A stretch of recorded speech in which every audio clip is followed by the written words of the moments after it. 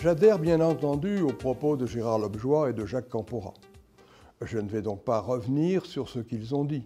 Les négociations, près de 7 années, phase préparatoire comprise, puis la conclusion de la Convention collective nationale du 27 mai 1992 et peu après de celle de l'inspection du cadre, se voulaient et furent en leur temps de véritables outils de contribution au changement.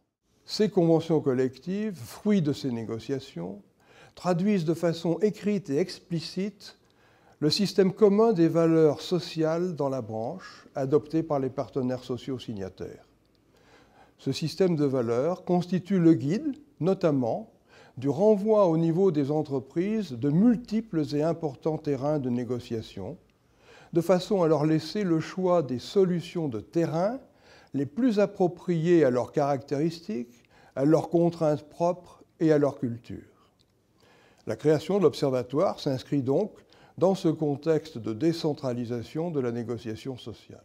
2 dimensions de cette innovation sont, me semble-t-il, aujourd'hui, avec le recul, à souligner plus fortement.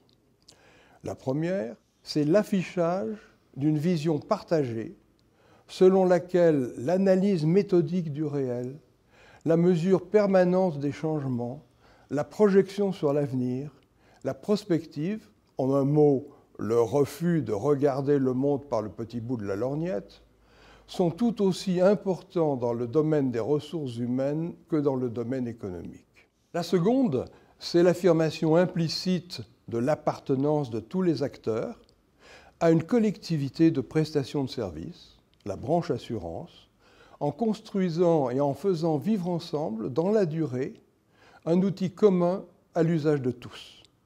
C'est la reconnaissance, affichée elle aussi, de l'intérêt pour tous de créer et entretenir, solidairement, un tel outil au moment même où de multiples terrains de négociation sont, à juste titre, renvoyés dans les entreprises.